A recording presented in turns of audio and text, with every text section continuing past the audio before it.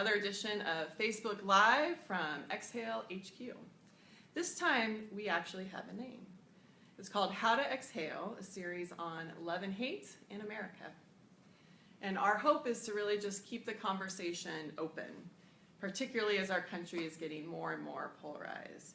Because the pressure to flatten our voices and our stories and our issues is increasing, and big lines are really getting drawn. And Exhale has been living in the gray areas around abortion for a long time. It's one of the ways that we resist entrenched ideology and dogma. And so now we want to open new conversations with you so we can explore complexity and messy truths about all the issues around love and hate in America. So today we have a new special guest. Her name is Sevin. Welcome, Angela. Hi. Thank you. And she's going to help us navigate the gray areas around being white. So I think there are no gray areas. There are no gray areas. It's just black and white. Right.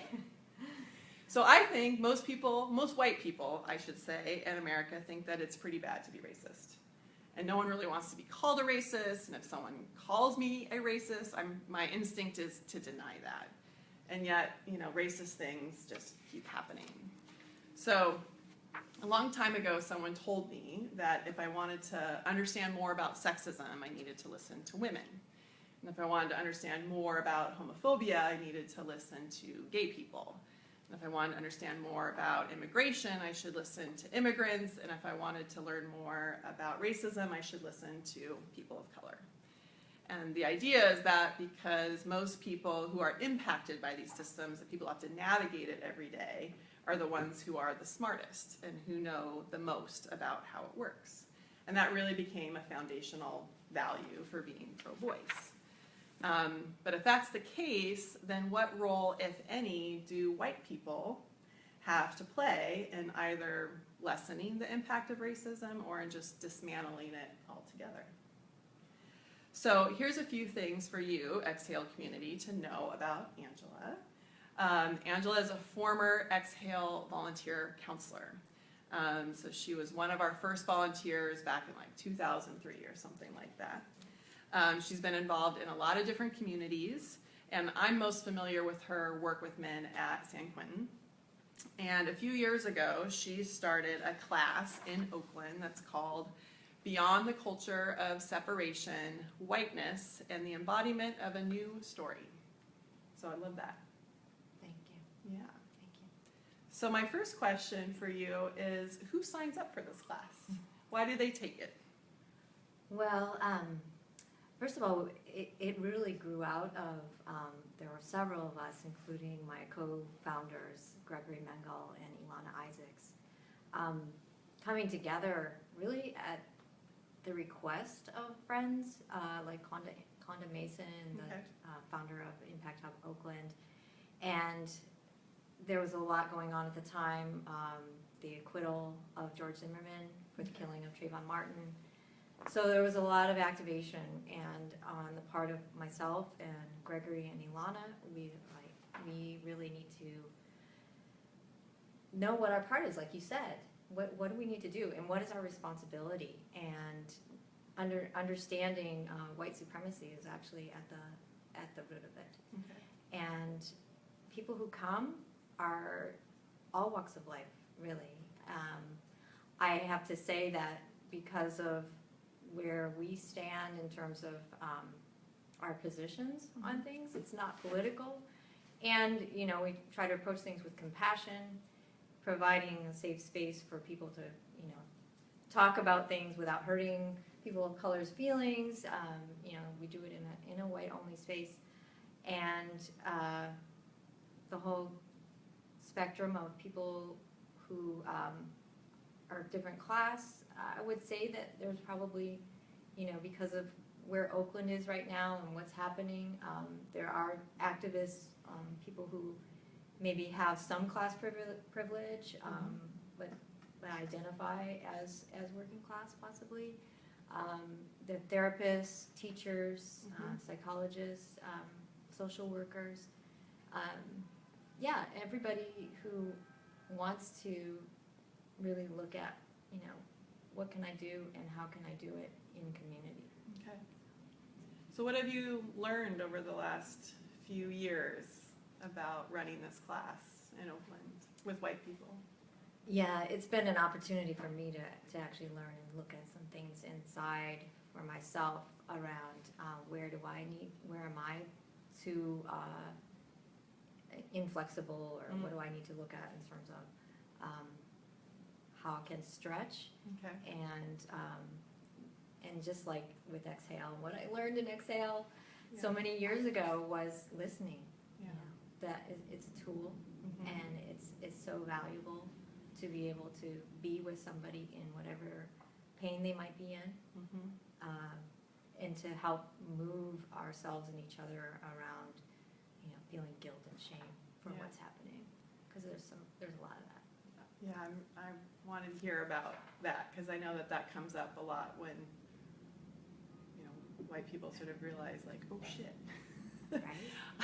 I've benefited from some things. I've had some privileges in ways I didn't know before, and sort of learn, go through a process that guilt and shame can come up a lot. And, we know about guilt and shame a lot as it relates to abortion. And, what we do is, let people kind of talk it through. And, we have like friends and allies who wish they could sort of like, wave a magic wand and be like, you don't have to feel that guilt and shame. Make that go away. You're okay. Mm-hmm. But it's not really how it works.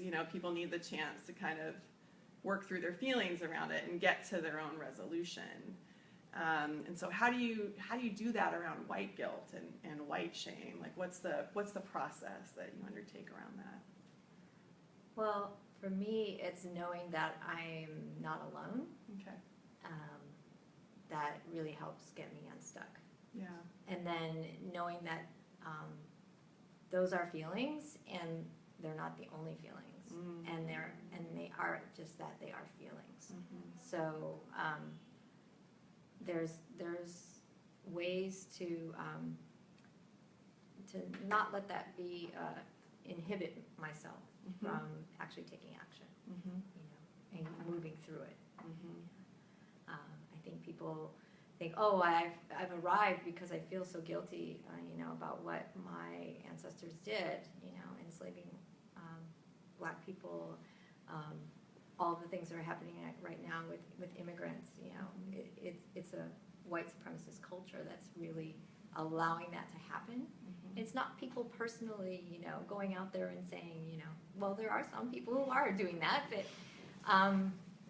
it's something that's embedded in our culture, in our system. And so when we see that and not take it so personally, then I feel like I can actually get outside of my own whatever is going on personally, and see how I can possibly do something to impact the system, and make a bridge, to people, especially other white folks who, don't want to see Mm-hmm. what's going on. Mm-hmm. They don't think they're racist, and they're probably intentionally not. Mm-hmm. But there's a lot coming up now, which I'm really grateful for, around implicit bias and around what our conditionings are, that make us unsee or not see, what's going on systemically. Yeah. How have you built those bridges, or what's been the challenge for you to build a bridge with white people that sort of might not see the racism, or don't want to see it, or? Yeah, I think for most people, including myself, it's in our own families. Mm-hmm. And I think everybody has, the cousin or the uncle, who, may be oblivious to their privilege, and also just, not see how actually racism actually hurts us all, Mm-hmm. and white supremacy hurts us all. Mm-hmm. And so there's a lot of things that we talk about, and we do a lot of activities to get to that, Okay. and bring out, okay, what are some questions we can ask? How can I build a relationship with this person in order so that I can actually have that courageous conversation? Yeah. So I think that's really key, is the community building relationship. asking questions, getting curious, looking at my own judgments, Mhm. you know, because a lot of times what I see about, you know, in my brother or in my uncle, you know, is something that I don't like, is something that is actually part of myself. So I really have to work Yeah. on that. So is there like one courageous conversation, or are there multiple courageous conversations, sort of in, you know, in terms of building relationships and building bridges? And, you know, my experience is that one conversation doesn't change anyone's mind or perspective, but it's being with people over time. And so, That's so can you talk a little bit about that? Yeah, I guess for me, it is always, how can I show up in this next moment, Okay. you know, and show up with compassion, show up with love. You know, we really have to build that love army that Van Jones has been talking about,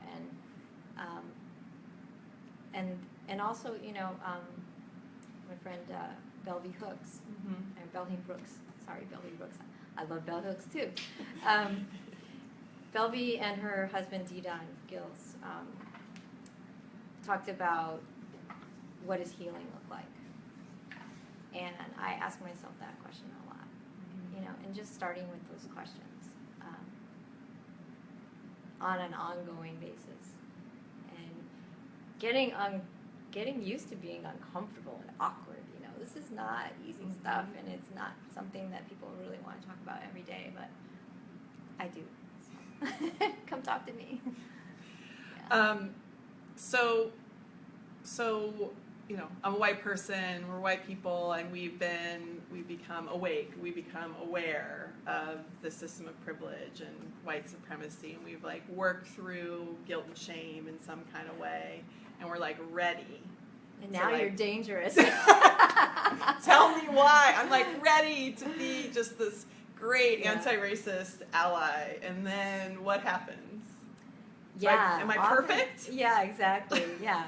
So that's another layer, right, of white conditioning. You know, that we're individuals, we have to be perfect, we have to get it right, and so now I'm ready to show up, you know, and get acknowledged, you know, for being a good white person, you know. And I don't get that. Yeah, and so, sorry, Aspen. There's a lot of things growing up that I know I was encouraged to be a rescuer, Mm-hmm. you know, as a woman, Mm-hmm. especially. Mm-hmm. And so there's a lot of things still we get to unlearn. Yeah. One of the questions that we just got is kind of related to that. Like, if our clinic, you know, and we're at Exhale, and so, you know, we're listening, and, you know, we have a lot of community of people that want to make change and be available and sort of support, and so sometimes that rescuing thing can be like a fix. Like, I gotta fix, you know, I gotta fix this, and that inclination. So what's the check on ourselves or the check on each other to kind of help us act, but not rescue? For me, it is the relationships that I build with people of color and with other white folks, especially of trust, that I'm going to be called in, you know, because, I mean, I heard Angela Davis when I was in D.C. at the Women's March, and she was at Busboys and Poets the next day, and she talked about critiquing, you know, critiquing our movement. And I've been so afraid of critiques, you know, over the years. And I realize now I'm not so afraid of it because I've built some trust with people where I know that they're going to call me in and that is actually going to help me. Yeah. So I think we need to be open to that. And I, you know, definitely there are times I need to take care of myself. I can't take that in. I just need to know. I just need to track and be aware of what my capacity is. So, All right, Angela. Well, we're going to wrap up in a second. Thank you for all of your work and your listening and your wisdom, and for, you know, being so personal I'm wondering, for our audience who is thinking that they want to do, the best next thing around racism, the best next thing, if there's any wisdom or insight or advice that you can offer. Well, there is a lot of work to be done, Okay. both on a personal level, interpersonal, and then also in terms of showing up for Black Lives Matter, for there's a showing up for racial justice. There's a lot of trainings. We have our Facebook page, Beyond Separation. We have our class, our 8-week class. We also do consulting for organizations. I do feel like organizations are really important to have, especially if like environmental organizations, for instance. There's climate change. How does that impact across the board, all the intersections? And where can we actually do this work within our organizations as well, so that they actually reflect the folks that we're trying to be a part of in community. Great. Thank you, Angela. So that's it for this edition of How to Exhale, a series on love and hate in America. And we're going to be back in a week. And our special guest next week is a MacArthur genius, an elected official, the president of a major foundation, and one of the most influential and inspiring social justice leaders that I've seen. And her name is Latifah Simon. And she's going to join us to talk about resilience and leadership in the face of, overwhelming trauma and oppression. So I hope you will be back with us next week. And thanks again, Angela. Thank you, Aspen. Bye. Thank you.